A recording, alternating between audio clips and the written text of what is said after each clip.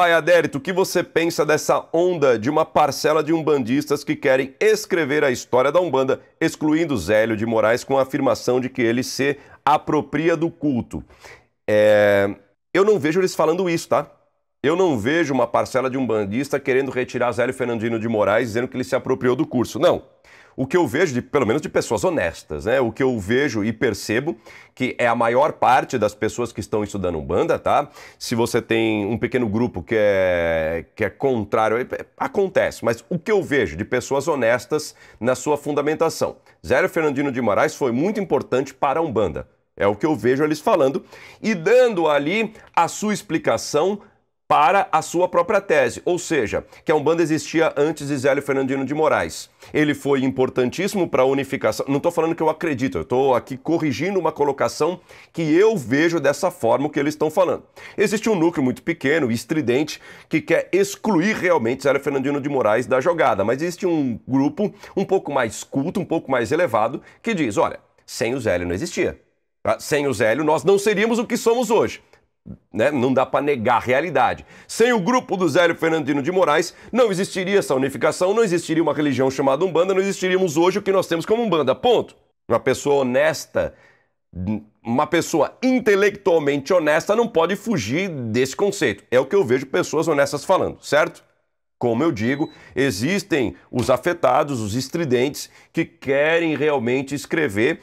Essas pessoas, o que eu acho, se estão nesse patamar, negam a realidade. E se nega a realidade de um jeito, vai negar a realidade de qualquer outro, tá? Então, tenha cuidado com essas pessoas. Agora, existem as pessoas, voltando, intelectualmente honestas, que reconhecem ali Zélio Fernandino de Moraes e o seu grupo, a partir de 1908 até 1930, foi importantíssimo para legalização das práticas. Não sei se é legalização, porque não é bem isso, mas foi importante para a consolidação de toda a prática de Umbanda, a utilização do nome e barrando assim a perseguição. Importantíssimo foi, não tem como negar, certo? A discussão que essas pessoas, especificamente, ou esse grupo de estudiosos tem realmente aconteceu isso daí? Existem muitos pontos controversos. Isso você não pode negar também. Não há como nós negarmos a realidade de que não há prova nenhuma de que isso realmente existiu. Ou seja, em 1908 houve a manifestação, dia 15 de novembro de 1908, a manifestação do Caboclo das Sete Encruzilhadas, anunciando uma nova religião. Não existem provas nenhuma de que ele foi em um centro, numa mesa espírita específica da Federação Espírita de Niterói e ali naquele endereço com aquele presidente de mesa. Não há nenhum documento, aquele presidente não existia, nenhum livro que fala sobre isso. Não há como negar a realidade nesse sentido também, perfeito? O que nós temos são relatos, e aí na bibliografia vamos buscando. Existia alguém que se chamava de Umbanda, um grupo que praticava uma religião chamada Umbanda, e que foi ali no Rio de Janeiro ou em qualquer outro lugar do Brasil dizendo, aqui é um terreiro de Umbanda. Não tem. Então fica sempre essa discussão. E um lado falando, não tem, e outro falando, do outro lado dizendo, isso é de Angola, e aí essa discussão é sadia. E uma hora existirá uma conclusão sobre isso, tá? O que não pode ser feito de hipótese alguma, que já é uma ignorância, é negar todos esses lados. Ou seja, existe um fundo de verdade em um lado dessa história. Por exemplo, existe ali uma parte que eles chamam de mito, eu chamo de história porque eu sou do time Zélio. Mas existe realmente ali na história do Zélio Fernandino de Moraes e do seu grupo, né, formador de tudo que nós conhecemos hoje como Umbanda, ou seja, do início de tudo, isso que eu já falei, de que está estranho. E já tem a documentação tranquila, fácil, dizendo que não foi em 1908 que disse vai se chamar Umbanda. Demorou um tempo, demorou 1 ou 2 anos para ter o nome Umbanda. O significado desse nome Umbanda. Do mesmo modo, nós temos ali 7 ou 8 volumes do pai... 7, 8 volumes da história da Umbanda com documentação ali especificada, uma documentação gigantesca, vasta, que eu não vi uma análise profunda dessas pessoas ainda que dizem que Zélio não teve importância nenhuma, do pai Diamantino Trindade. Ou seja, é uma discussão que ainda está acontecendo. Zélio foi importantíssimo e todo o seu grupo posterior, pai Benjamin, pai Félix, toda a trupe que estava em volta, trupe é boa, né? Todo o pessoal que estava em volta ali trabalhando no Congresso de 1929 e a consolidação de tudo isso foi extremamente importante, não tem como fugir. Foi como eles disseram ali para o pai Ronaldo, falando de novo, ou não sabemos. Não sabemos. Diamantino Trindade fez ali uma série de volumes com provas, colocando toda essa história diante de nós? Sim, mas ela não fala e não comprova aquele mito de origem, uma história de origem. Existia, ou ainda existe, em Angola, a palavra Umbanda, a prática de Umbanda, mas não como a nossa religião, mas como uma prática específica? Tem. Esta prática é a Umbanda que conhecemos hoje? Não. É uma apropriação? Talvez não, talvez sim. Pai Zélio embranqueceu a Umbanda? Aí eu já discordo. Eu já acho que ele africanizou o espiritismo, por isso que ele foi expulso do espiritismo. Eu tenho um vídeo sobre isso, procura aqui.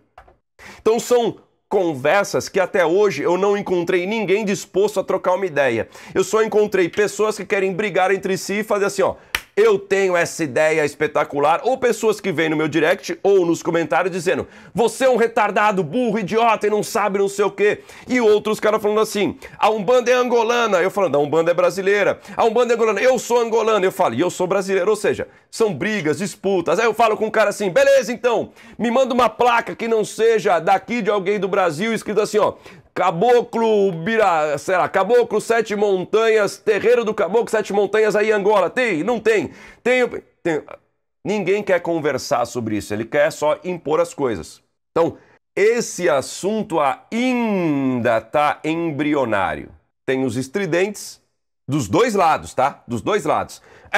Porque de um lado tem assim, se o Caboclo das Sete Encruzilhadas nunca falou, isso não é Umbanda. Tem esse núcleo duro, que também é pentelho demais. Tem do outro lado dizendo, só falta dizer que nem existiu, né? E não tinha nada. Tem os dois lados.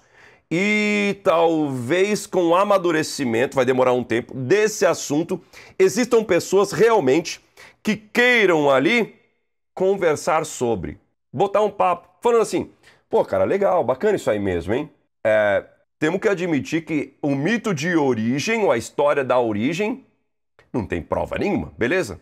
Também temos que concluir ali que nós temos um entorno muito difícil porque ninguém se chamava Umbanda. Mas quais são as práticas de Umbanda e a análise da Umbanda a partir de Angola vindo para cá? Isso. Pô, ainda não tem. Pô, podemos começar por ali, hein? Porque a inclusão da parte católica espírita é muito presente em todas as Umbandas.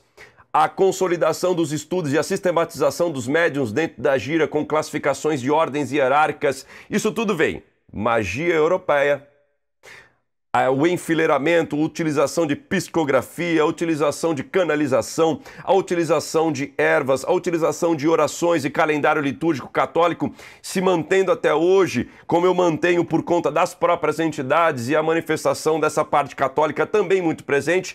Isso é católico. Tem a parte também de reencarnações que a Umbanda acredita. Isso já é espírita, que vem do hinduísmo. Já tem muita coisa ali mesclada. É uma religião própria também. Mas quais são as suas origens perfeitas?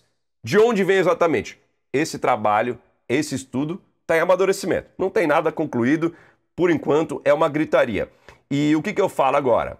Nada, só isso que eu estou falando, não tem como conversar com ninguém, ninguém quer trocar ideia sobre isso, só quer realmente gritar, espernear, e isso aí não adianta, é só briga, é só ego, então tem que amadurecer para saber se vai continuar também.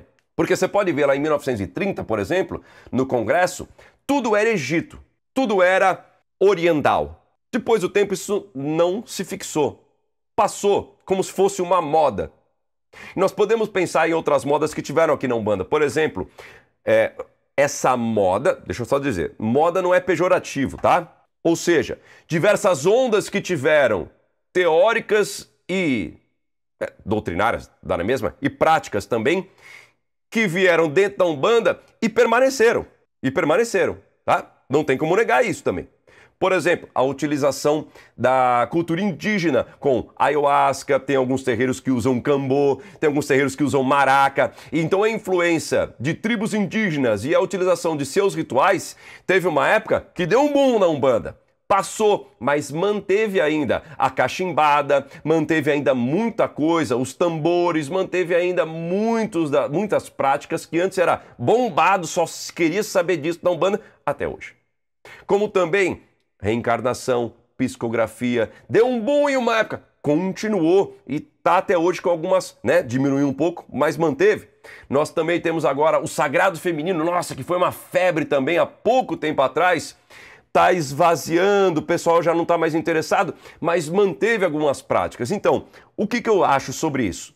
São assuntos que vira e mexe voltam na Umbanda de certos aspectos que criam um pico, arrefecem, ou seja, dão daquela esgotada, mas mantém ali a serenidade após pegando aquilo que há de bom e incrementando dentro da Umbanda, que a religião que a gente pratica é assim, ela mescla muita coisa, tá bom? Saudável, bom, mas ainda embrionário para a gente fazer uma conclusão específica, ok? Obrigado pela oportunidade de criar novos haters aqui sobre esse assunto, Fábio Vieira. Gostou desse conteúdo? Imagina no aderitosimões.com.br, formação completa de Umbanda, apostilas, certificado, um preço bem reduzido para que qualquer pessoa possa aprender Umbanda de onde ela estiver. Assine aderitosimões.com.br. Obrigado.